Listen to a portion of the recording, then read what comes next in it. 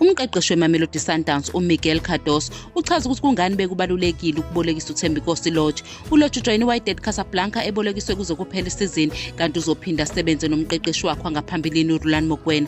uCardoso ubalula ukuthi uLorch ubengasitholi isikhathi sokudlala njalo futhi ubengeneme kuMamelodi Sundowns. uCardoso uthe kubalulekile ukuthi abadlali babe sendaweni abazodlala kahle kuyo. Ubonile ukuthi uLorch ongaseyena umdlali osemncane ubengadlali kakhulu eminyakeni edlule futhi ubedinga amathuba amaningi okudlala njalo. Lo mqeqeshi uchaza ukuthi kwesinye isikhathi abadlali badinga uguquko oluzobasiza ukuthi bathole ifomu yabo enhle futhi.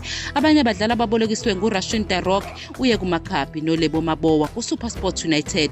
uLesi Banku udayiselwe iStellenbosch FC. uCardoso uthe iqembu lijabule ngezinqumo zokushintshana ngabadlali.